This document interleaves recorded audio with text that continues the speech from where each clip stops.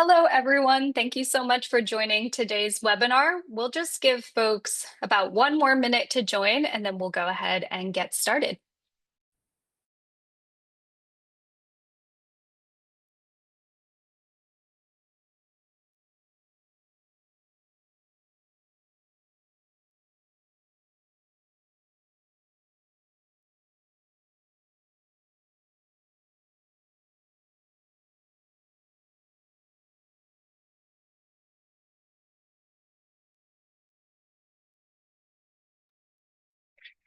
All right, everyone, we can go ahead and get started. Thank you again so much for joining National Network for Youth's webinar today, Breaking the Cycle of Homelessness, Supporting Young Parents and their children.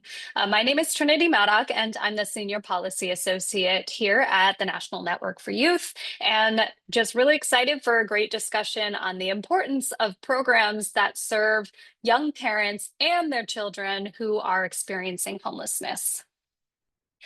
So some housekeeping to start. Please introduce yourself in chat. We like to know name, pronouns, or where you're coming from, and an emoji of how your day is going so far. Please feel free to put your questions in the chat or in the Q&A box throughout the presentation. We might be answering some kind of as we go along, but we'll also have time for questions at the end. The webinar slides, our great person, Kayla, will be dropping the link to the webinar slides throughout the presentation, but the slides and a recording will be available to you on our website following the presentation. And then we will have a survey after the webinar. Please take, 30 seconds to complete it so we can improve for next time. About the National Network for Youth, we are a membership organization for young people and providers, and we all work together on federal policy, community-based solutions to transform systems so that no young person in America experiences homelessness. As I mentioned, we are a membership organization, so please feel free to visit this link or check out our website on our membership page to find out more about the benefits of being a National Network for Youth member. All right, so on the docket today, we're going to start with kind of an overview of the urgency of the issue of young parents and their children experiencing homelessness. You'll hear from one of our amazing speakers about the unique challenges that these young parents are facing that their non-parenting peers might not be.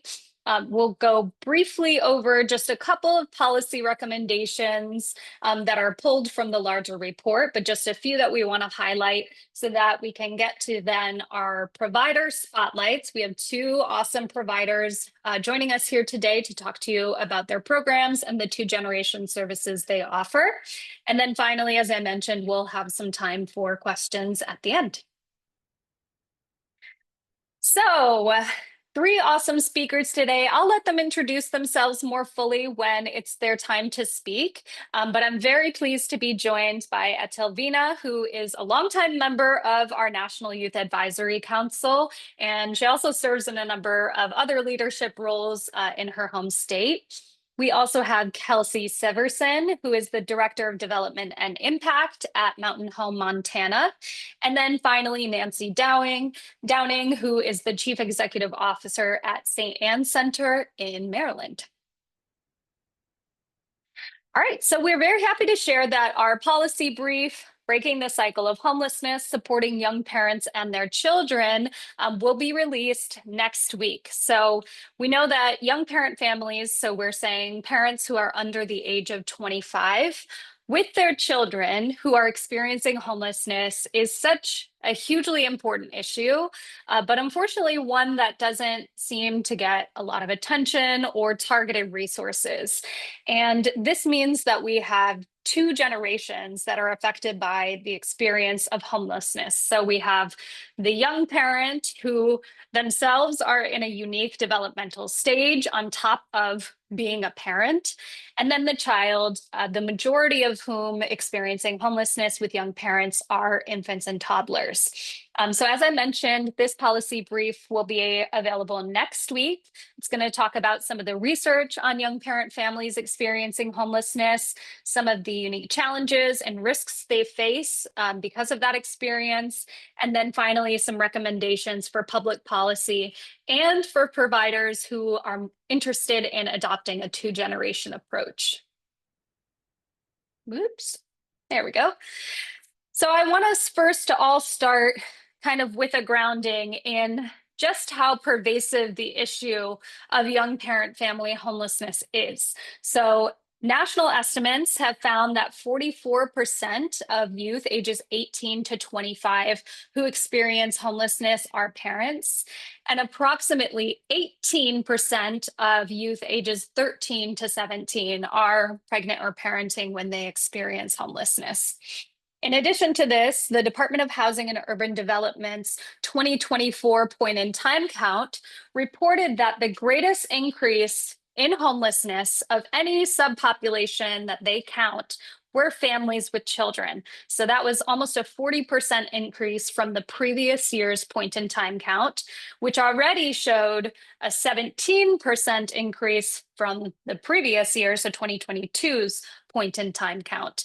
And remember that the point in time count only counts those who are unsheltered or who are in emergency shelters, and that young people and families are far more likely to experience hidden homelessness than they are to be unsheltered or to be allowed into an emergency shelter. So we know there's a lot of families that are not being captured by this count. Additional national estimates suggest or have found that 1.1 million children have a young parent under 25 who experienced homelessness in the past year. And then finally, that 447,000 infants and toddlers, so birth through age 3, experienced homelessness in a 1-year period. And in fact, a number of additional research reports found that babies are more likely to experience homelessness than any other age group. So just to reiterate, babies are more likely to experience homelessness than any other age group.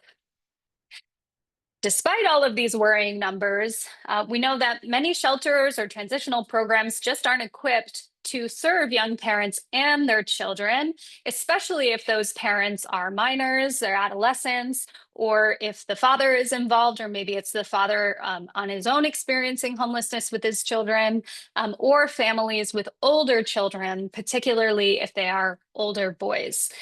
We also know that adult-oriented homelessness programs don't always work well for most youth and young adults, whether or not they have children. And the same is certainly true for the particular needs of young parents and their children. So today we want to share with you about what those particular needs are. What are the unique challenges faced by young parents and their children experiencing homelessness, and why we really, really urgently need more two-generation approaches. So these are approaches that are tailored to the parent and their needs as a developing young person and a parent, and for the children. And so with that, I'm going to turn it over to Etelvina to talk about the unique challenges faced by young parents and their children. Hi everyone. So my name is Etelvina and my pronouns are she, her, and I'm from Minnesota. So I serve as the Youth Action Board Chair for the Northwest Minnesota Foundation, and I'm also a member of the National Youth Advisory Council. And today I'm going to talk a little bit about the unique challenges young people face when they're experiencing homelessness while pregnant or parenting.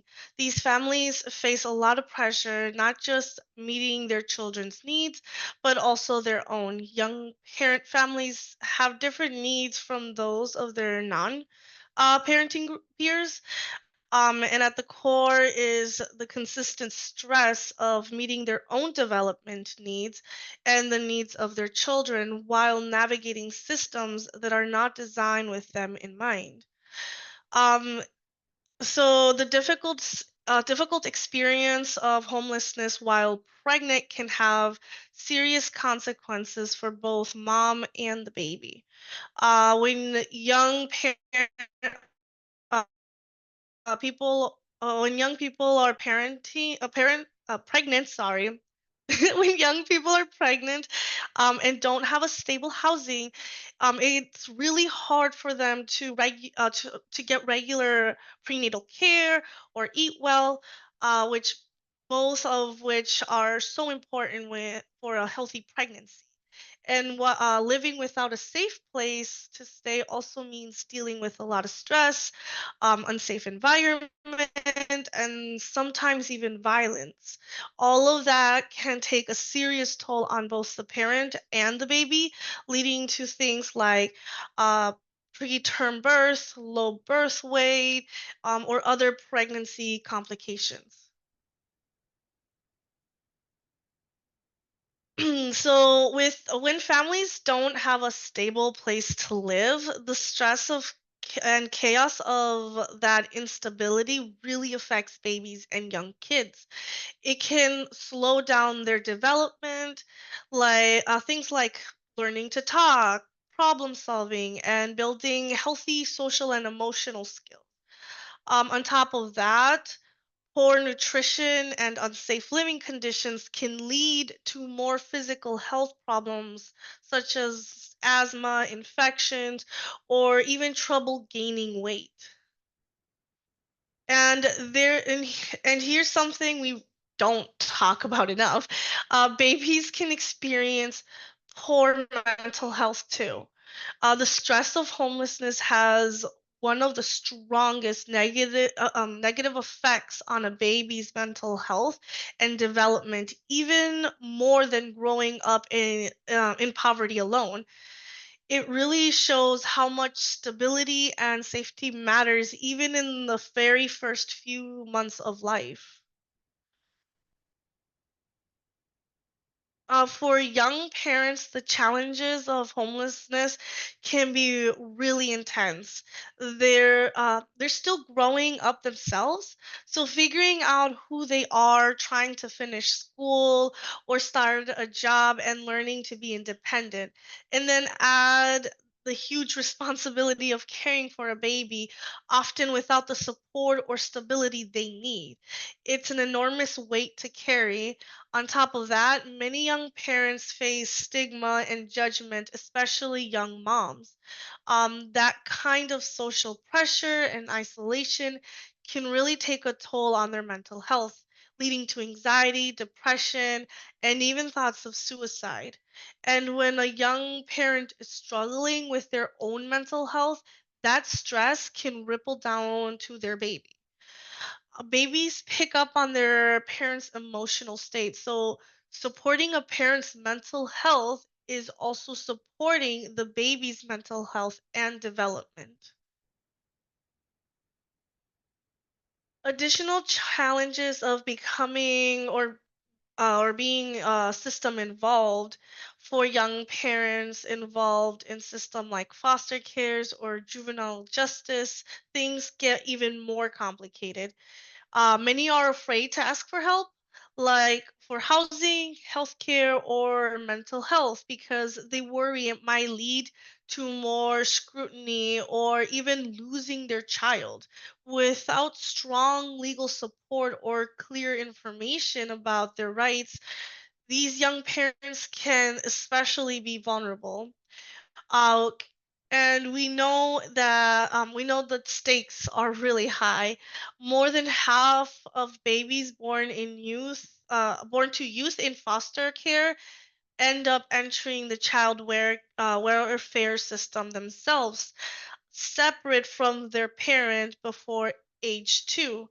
The fear of separation is powerful, and it can make young parents from it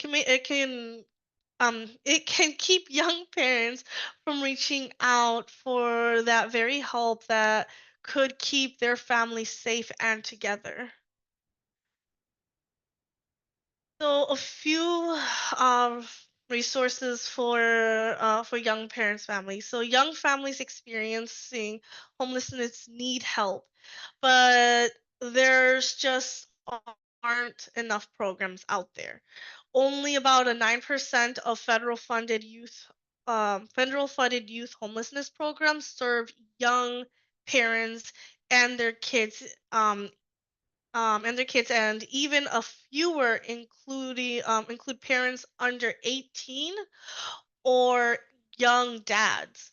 The homelessness that young families faced is usually hidden, meaning they move between couches, motels, or the streets, so they often don't usually qualify for HUD housing programs. The That makes pregnant moms, babies, toddlers, and even young parents that are being turned away from the help that they need. Young dads face extra barriers, so shelters that won't take them, custody challenges, and a few parenting pro there and so there's like a few parenting programs out there. There is few parenting programs out there for fathers. Sorry, my talking today. Connected to their child and having a safe place to live. We need programs that support all young parents and their children, regardless if you're a mom or a father. Thank you so much, Liz. So I just want to touch on quickly two recommendations from the report or the policy brief that will be coming out. And there are many, many more included in that publication, but just two I want to elevate here. The first is expanding access to federal housing options that are targeted or designed for young families. As you heard Liz talked about, only 9% of youth shelters are designed for young parents and their children.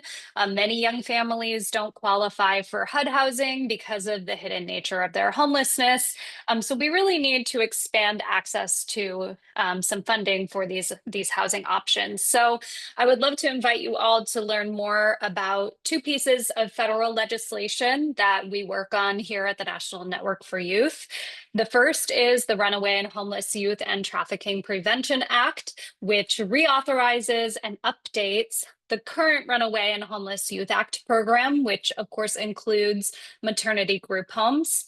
And then the other piece of legislation is the Homeless Children and Youth Act. This would align the federal definitions of homelessness so that those who are experiencing hidden homelessness would qualify to just get in the line for coordinated entry at HUD programs. And then the second recommendation, we just know that better data is needed for youth homelessness in general as a whole, particularly data that captures that hidden homelessness. But even with the data that we do have, an understanding of the needs of young parents and their children is even less understood. And it's just so urgent because, as you heard Liz talk about and as how our providers will talk about, we're not just talking about the crisis that that young person is in, that young parent, which is of course very serious, but we're also talking about, the adverse childhood experience of homelessness for their baby, for their young child, which can really impact the trajectory of that child's life and contribute to intergenerational homelessness. So we really need kind of a better understanding of how many young families, young children are experiencing homelessness, what they need to prevent or early intervene in that homelessness. And then finally, we need the federal investment to support some of the great programs you're going to hear from today and any other providers that are interested in two-generation services. If you would like to learn more about this legislation or these two pieces of legislation, we'll have a link in the slide, but you can just visit our webpage under federal policy and read more about these, the Runaway and Homeless Youth and Trafficking Prevention Act and the Homeless Children and Youth Act.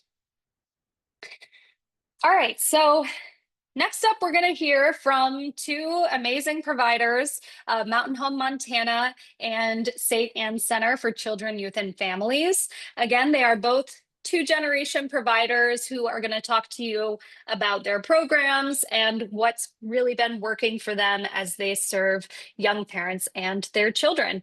And with that, I'm happy to pass it over to Kelsey. Great. Hi, everybody. So nice to see everyone and glad that everyone is here talking about this issue because I feel like obviously at Mountain Home, we're talking about it a lot, but it is, these services are few and far between, like Liz was talking about. So I'm Kelsey Severson, she, her pronouns. I am the Director of Development and Impact at Mountain Home Montana. I guess go to the next slide. Let's start talking about our history a little bit. So Mountain Home provides a safe home and nurturing community where young mothers can discover their strengths and children thrive. We were started in 2000 by a labor and delivery nurse who was just seeing a ton of young moms come into the clinic. And when they do all of the stuff that you do in the hospital of getting people ready to go home, feeding, care, sleep schedules, all that stuff, they were realizing that just too many moms were going home to friends' couches or to the backs of cars. And so she wanted to start Mountain Home. And with the help of a bunch of philanthropic women in Missoula, Montana, which is where we're located, one woman donated her house to the cause. And we started out as a 3-bedroom group home, essentially. Through the years, we grew to now have almost 50 employees. We just are kind of working on finishing up a capital campaign where we bought a former nursing home in Missoula, which has allowed us to expand our programs. So, and throughout the years, we added a mental health center, we added a supportive education and employment program. Most recently, we added our trauma-informed childcare center, just because we're realizing that importance of 2-generational care, right? So that you're wrapping a family up in a bunch of different resources because people aren't able to succeed if they don't have childcare to be able to go to a job or to continue their education, especially when they're parents. So it's not just, we realized early on, it wasn't just the residential component, it was so much more than that. I guess go to the next slide. I'll talk about how all of our programs work together. So we have our residential services. Right now, we have the capacity to house up to 20 families in dormitory style rooms. We're one of the only organizations in Montana that offers long-term care, so families can stay with us as long as they need to. And primarily in our house, we house young parents that are ages 16 to 24. We have had parents that are younger than that, especially in our mental health center. So we also have a licensed mental health center that offers individualized therapy and case management. We also have specialized programs like peer support, licensed addictions counselor. We also have individualized children's therapy as well. We're working on adding things like expressive art therapy, different areas like that. We have a couple like after hours groups that we offer, always with childcare, always with food, to make them more accessible for parents. Those are our peer support group. We have a new baby group and a new parents group that's offered to the larger community. So really, we were in this spot at our old location where we were only able to house up to 11 families at a time. And in that space, we realized that we just needed to help more people, and our licensed mental health center allows us to do that. So while now we can house up to 20 families, we are also able to serve about 75 individual families out in the community, and that includes dads to some capacity. Dads are always welcome in our new parents group. They're welcome in our parenting courses. We wish we could do more for that, but just where we are with our residential program and kind of safety of more of the moms that are living on site and just the realistic nature of trauma and domestic violence. We kind of try to keep that a little bit separate, but try to help dads as much as we can. I guess I'll talk about that a little more in our community resources as well. A really key part of Mountain Home, I think, is that all of our clients in our mental health center also receive kind of a secondary case manager that's their supportive education and employment coordinator.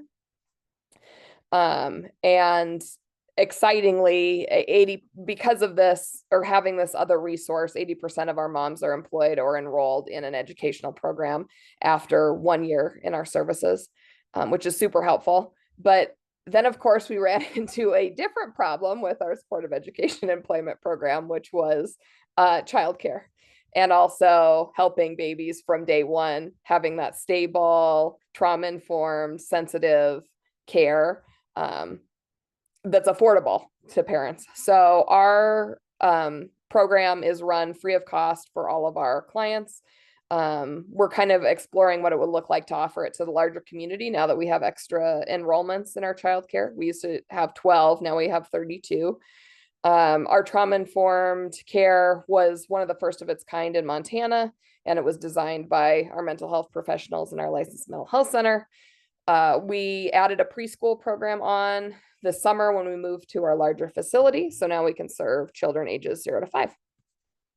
And I think that Mountain Home is so successful, and I am so glad that we operate our programs in Missoula specifically as a town, but also Montana, just because it's a super collaborative community. I'm on a couple different committees with my state funders, state coalitions, that offer me the opportunity to talk to organizations like Mountain Home, but also just individualized childcare centers, public health departments, clinics, local clinics, and statewide clinics that are offering specific care, so that we're all kind of coordinating and collaborating and finding those best practices, whether that's through housing, whether that's through behavioral health and maternal and infant health centers.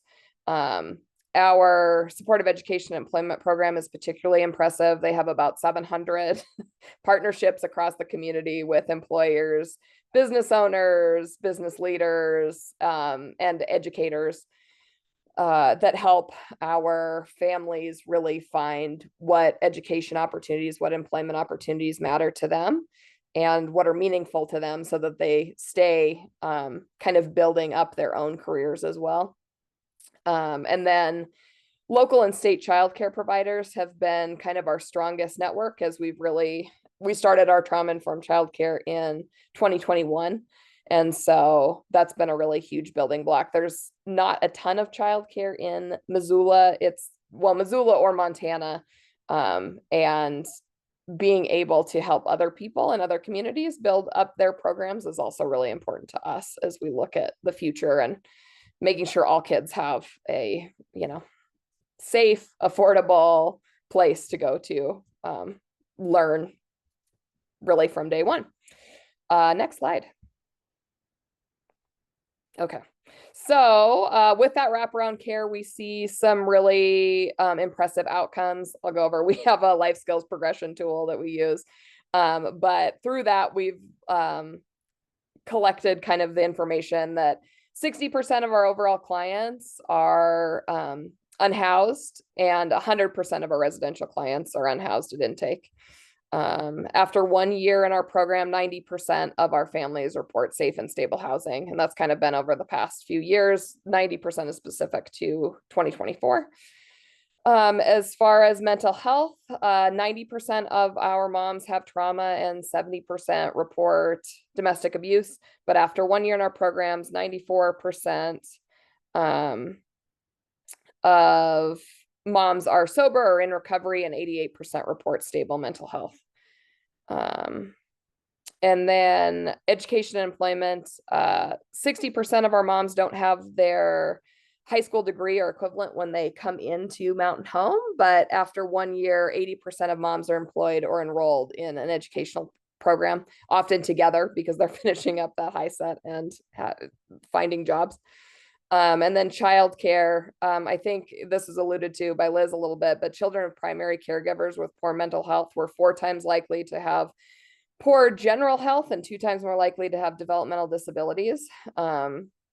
Despite this, after 1 year in our programs, 90% of parents improve their parenting skills. We're still working on how we're monitoring kind of children's growth and children's capacity, but we're excited for that too. Next slide.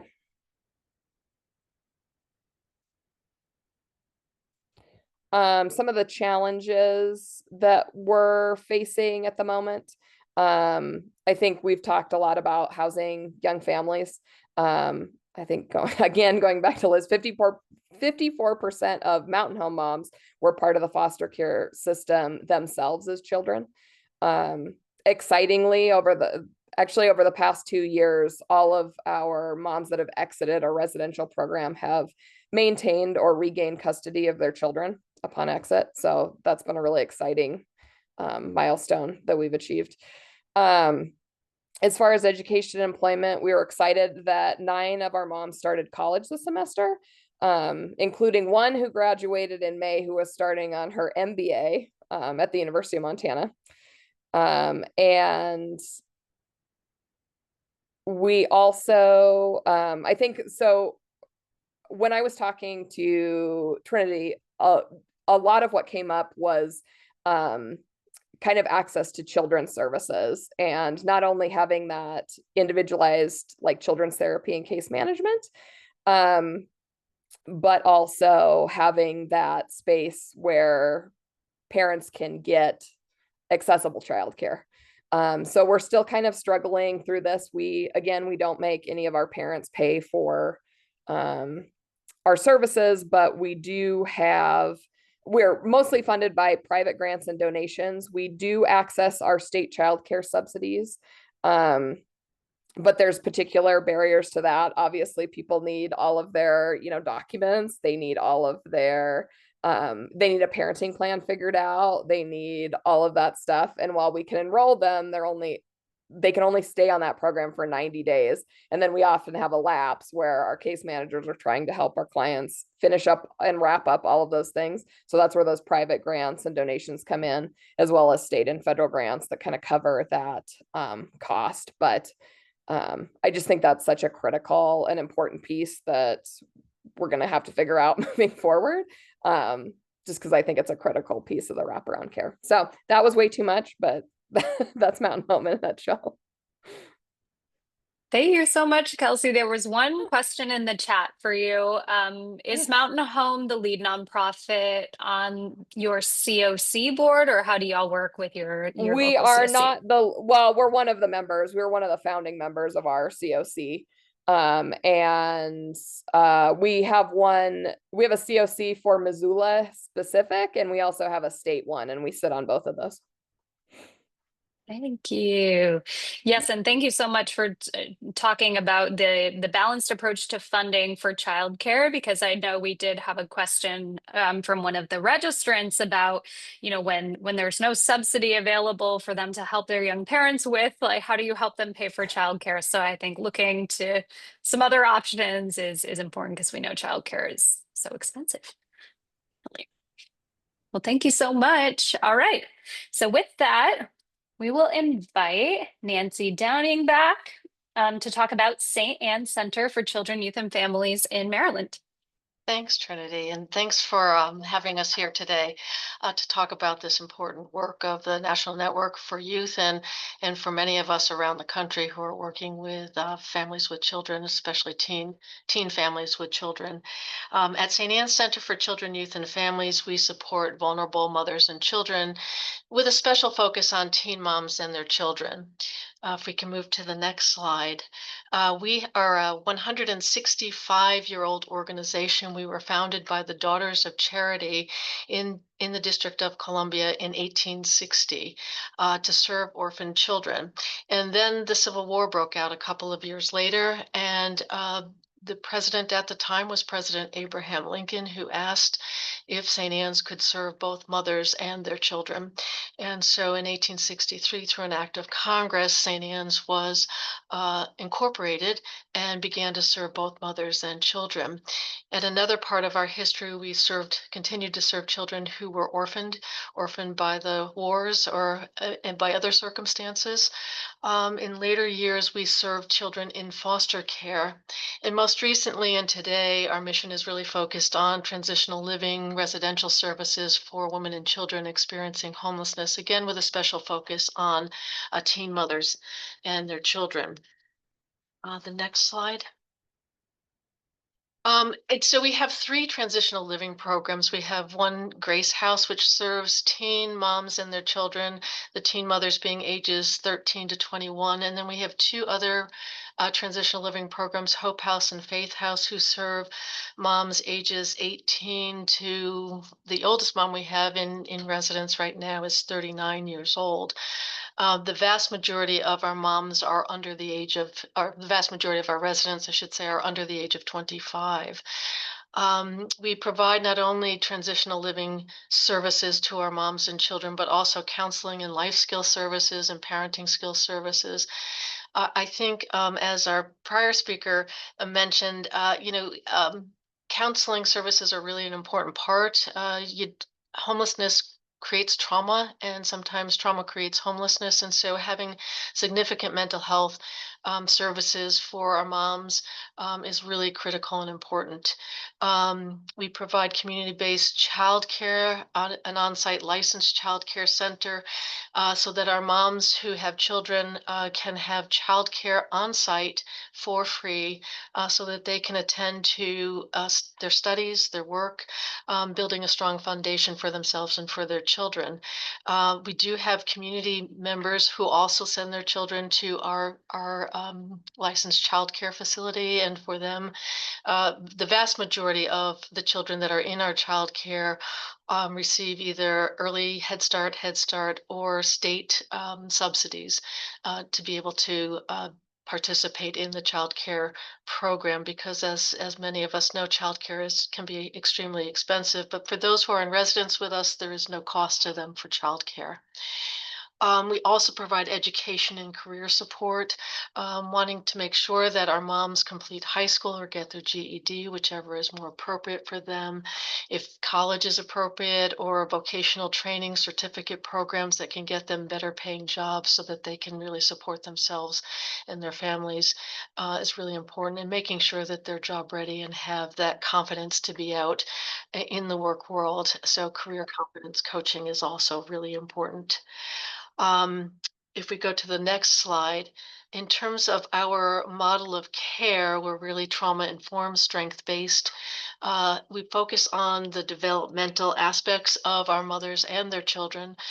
We focus on what developmental stages they are in.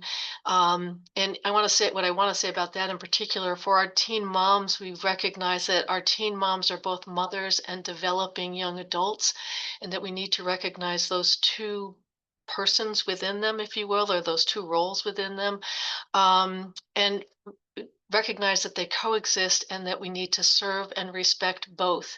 And so for particularly young moms who are developing, we right now have a 13-year-old and a 14 and 15-year-old in our care as mothers. And so they need time to be teens and developing as young adults, but they also need time to be moms. And so giving them both of those spaces to develop. We also focus on crisis prevention and intervention. And then I want to say that all of this is through a lens of reflective practice, so that we as practitioners are reflecting on not just what we're seeing with the moms and the child, but reflecting on our own interactions and how we are interacting and responding to mothers and children, and what is the response that we're receiving, and how can we do things differently and better, but also asking our moms to be reflective about their own behaviors and how they are moving through this world and moving with their child, so that there's that time to think back and say, okay, maybe I could have done this differently or better. So always through a reflective lens. The next slide, if we could.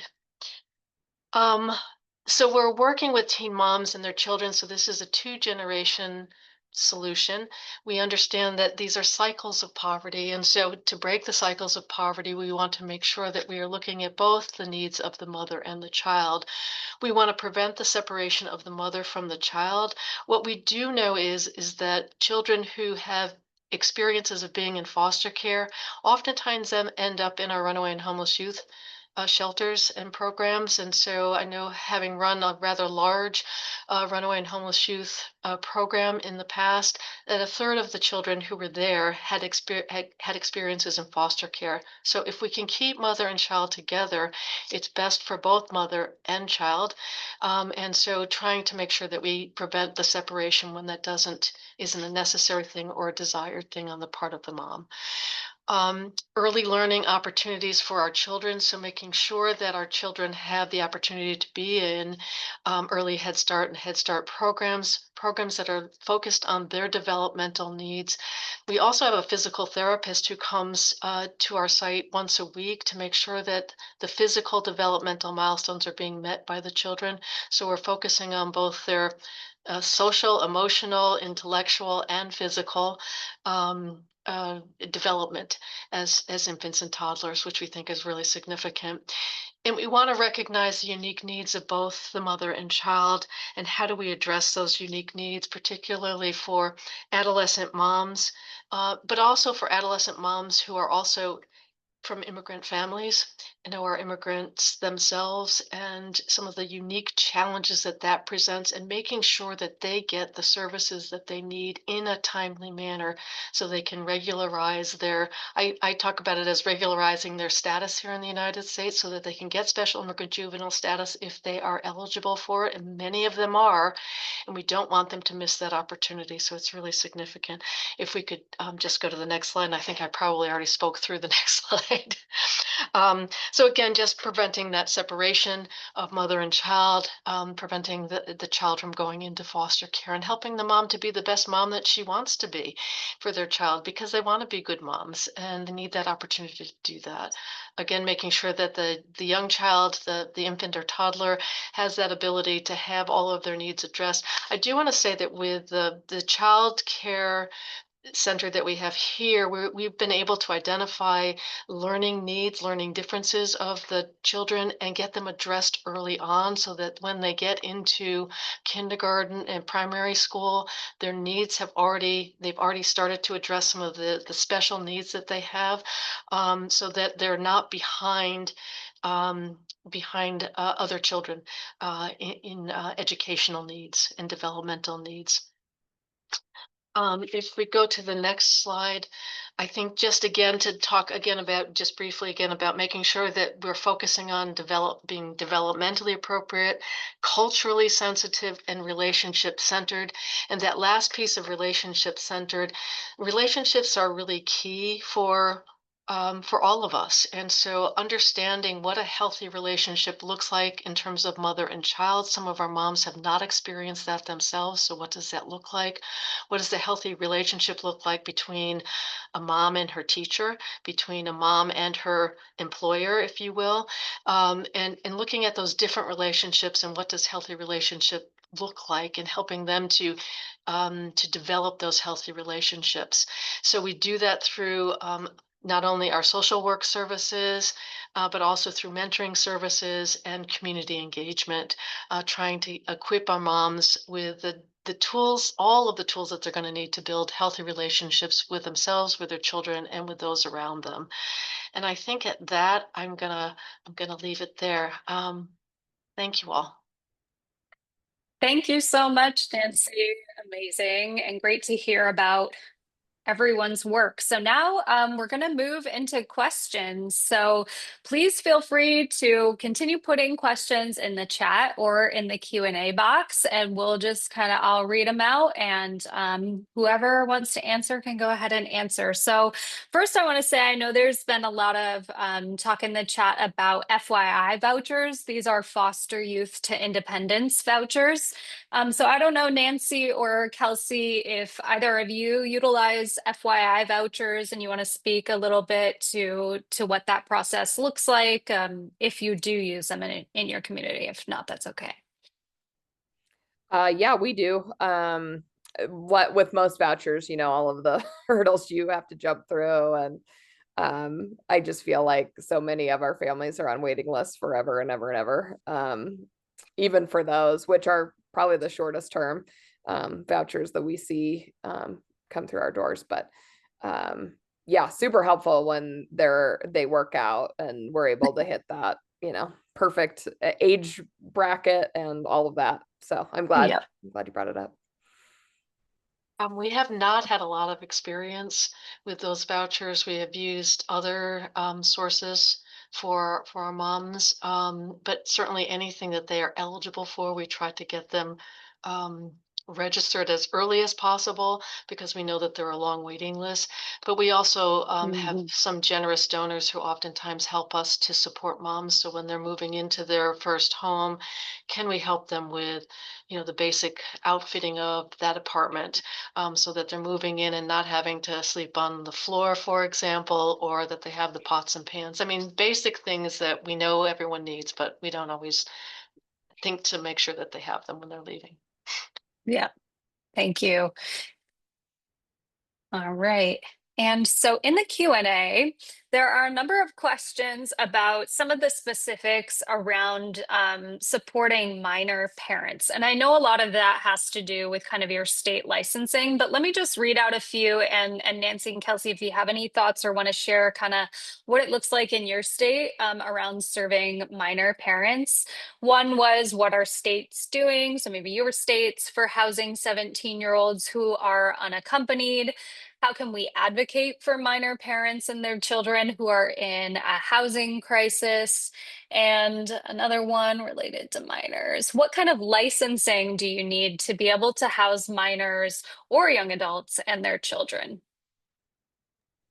Montana's is not very broad or detailed. We just have a group home license actually, and it allows us to be able to house more and just has a greater diversity of age. And it's also once teens become parents, especially for mothers, they are allowed a lot of rights in Montana as well. And so we also see some freedom of through our programs, just there's not as many restrictions.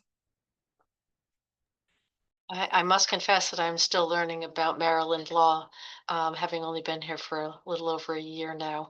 But from what we're licensed through the state of Maryland for our Teen Mother Baby program, and it's through the Department of Social Services.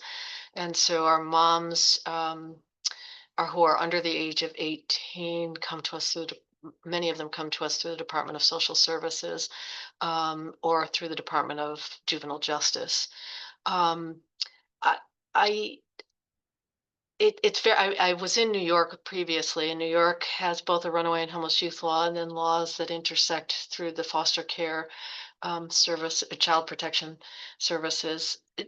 There isn't a specific law that I know of in Maryland for runaway and homeless youth, and so I'm trying to get used to that difference for myself and trying to figure that piece out. But I think there are many opportunities, and there are lots of wonderful people working on behalf of um, uh, the teens, teen moms and teen dads, trying to make sure that they get the services that they need. Great, thanks. Okay, I'm going to look to the chat next. We have a lot of good questions in there too. So first, for Mountain Home, are the majority of your teen and young adult mothers in housing formally system involved? And do you see co-occurring substance use disorders? I see a lot, oversee a similar program in LA, and the needs are intense and complex.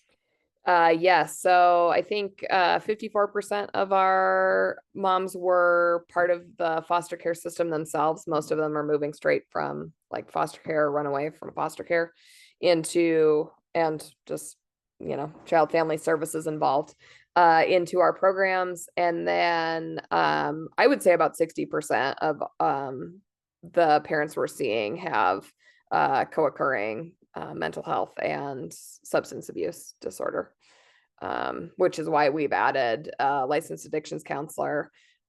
We also have a SAMHSA grant that we're under that is allowing us to expand. That peer support specialist is really great that we have, but we also often feel like she's kind of a unicorn in our world. She was already a residential care coordinator helping in our residents for years. And so she runs a couple really great programs that are really highly attended. But yeah, we're trying to figure out how to do more of those substance use services. Yeah, huge need. And for anyone who didn't know, SAMHSA is the Substance Abuse and Mental Health Services Agency at the U.S. Department of Health and Human Services. And sorry, Nancy, if I cut you off. No, no, no. I was just going to say, I mean, we're seeing the use of substances as coping mechanisms, and I think that's fairly normal, particularly with this age group. But how do we help them to find other better coping mechanisms? I don't know if better is the right word, but coping mechanisms that can work in a more positive way and maybe less destructive way for them. Right. And that's where those mental health services are so critical, right? Um, Okay, perfect. And let me take a look here. If a youth or young adult referral is in the 16 to 24 age range, but has been the primary caretaker of a sibling or other family member, would your program accept them, or would a referral to a family shelter be more appropriate? I know that siblings often take on caretaker roles, but this isn't always as clear cut as being pregnant and parenting. I think in some of the family shelters that can be challenging. They have certain age restrictions and other restrictions that might make it difficult for them to get into family shelters. We've had situations here where a sibling has come, and because they've been couch surfing in our program, we tried to find a space where they don't have to couch surf in our program. Um, so yeah, I think it depends on the circumstances and what the needs are, and whether if we can best serve those needs, we try to be able to do that. And apologies, everyone. Kelsey did have to jump for a prior engagement. So you're just stuck with us now, but keep the questions coming. And if we don't get to every question, so please feel free to continue to put them in the chat in the Q&A. Then what we'll do is put together a written document answering all of the questions and send it out to everyone next week. All right. All right, so we have a question for Liz. Information on how to help people get their needs and options for young parents experiencing homelessness with an autistic child and newborn. Um, Thank you for the question. So, supporting a young parent experiencing homelessness who is also caring for an autistic child and newborn is extremely challenging. And there isn't a one size fits all solution. I can share a little bit about my lived experience and how I learned that my kid was on a spectrum. First, it's important to approach this with a curiosity and care. Many young parents don't even realize their child might be on the autism spectrum or understand certain behaviors. So, behaviors or blame or fear that can creep in. The goal is to parent with professionals and build understanding. In my own experience, I didn't even know my child was showing early signs of autistic behaviors. I thought my kiddo was quirky and that was just his personality, and I absolutely loved him for it. And then someone, I think it was like I don't even know. I don't think we even knew it at the time either. But I know that a Head Start teacher really helped me interpret his nonverbal cues and meet me where I was, even if that meant at a library while I was homeless, or if I was staying somewhere, she'd meet me there or at the shelter, helping me learn how to respond and support him. So having like providing some like flexible trauma informed support. So that means, and that can be like in home visit, mobile services, telehealth sometimes. I would say it's a little harder when you got kiddos, so like more in person. So the parent doesn't have to travel or lose that time that they have to, with what's happening, and match the family with special education, developmental or autism services as soon as possible, even if there isn't like if even if there is a diagnosis that is pending. Using wraparound support is a big one. So connecting the family to early childhood services, mental health services, parent coaching, um, and ensuring that communication is accessible. Providers should explain in plain language, not that like I know terms that sometimes get used, especially in that time, that the parent is in a survival state of mind. We have to understand that. So compassion language, and check in often. You want to check in often because it's not going to happen on their end. It's just how it is.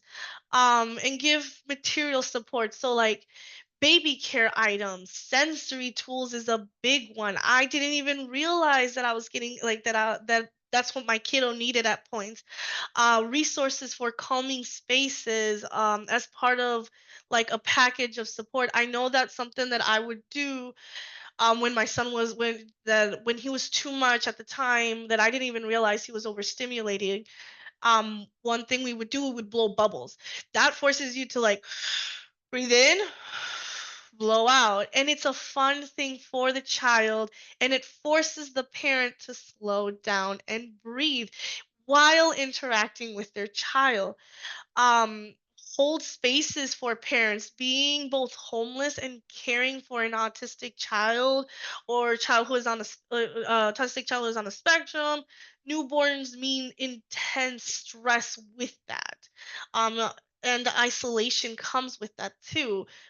So having some peer support, mentorship, parenting groups can help. I believe that systems that are designed for flexibility, understanding, and connection can really better support those family who care so much. So early detection and support really helps. Children who experience housing instability are 4 times more likely to have development delays. And imagine that if your kid is on the spectrum now.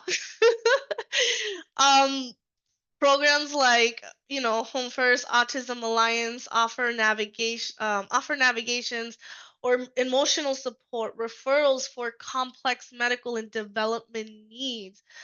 For housing, look into supporting independent living, support group homes or in-home support with supervision can help. It depends also on where the with the spectrum, like, because it's a spectrum. We have kids that you would never consider. My kid is high functioning. He gets treated differently because they expected him to perform like the other kids until you spend enough time with him realize, hold on, these are like this is not working. Why aren't you doing what I'm asking you to?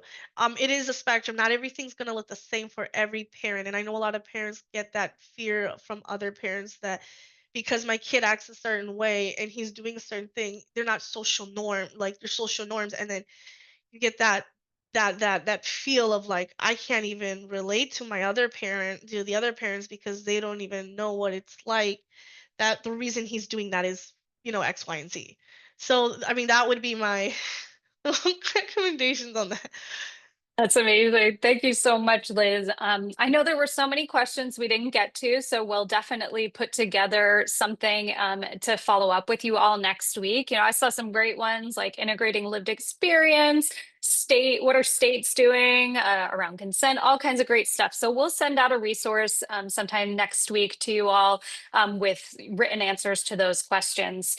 But I just want to do a few kind of announcements for the National Network for Youth as we close out. First, it would be amazing for you all to share information and utilize our Vital Docs hotline. This is an amazing hotline that we've put together in partnership with Baker McKenzie. So it is currently open right now until 8 p.m. Eastern every Wednesday, 12 to 8. If you call or text, then a lawyer will answer and we'll be able to help, you know, whoever in accessing vital documentation. Outside of the Wednesday hours, you can call and leave a voicemail or send a text, and those will be answered throughout the week. So please share this information. We hope that everyone is using it who needs it, especially in this time. And on our website, we have a whole page about this hotline and how you can share out information. I also want to share about our Youth Action Leadership Certificate. So this is an amazing new program designed by our Community Strategies team. It's a skills-based program for young people with lived experience who want to create change in their communities and for the staff who support them. It's also a really great introduction for anyone who's new to the youth homelessness and advocacy field. So throughout the program, participants build real-world leadership and advocacy skills, public speaking, project planning, systems mapping, how to work effectively in youth and adult partnerships. The sessions are interactive and led by professionals and youth leaders from across the country, as well as our amazing community strategies team. So the next cohort will kick off in April 2026, and that registration opens in February, and National Network for Youth members do get a discount. So if your community or your YAB would like something more customized, our community strategies team can also bring the full program directly to you and tailor it to the needs of your group and your schedule and all of that. So it's a really amazing program. Please reach out to Sarah, whose email is here, if you have more questions, you would like to learn more about this really awesome program for young people. Everyone, thank you so much for being here today. We're so grateful to have our amazing speakers and partners to talk about this really important topic. And we hope you are all looking forward to the report coming next week, where we have even more information and spotlights from 2 additional providers, amazing providers who talk about their work. Such a hugely important issue, and we thank you all so much for being here today. Please feel free to reach out to myself, Darla, at any time. Join our newsletter, follow our listserv, Instagram, LinkedIn, all of that good stuff. And thank you again. Hope you have a good day.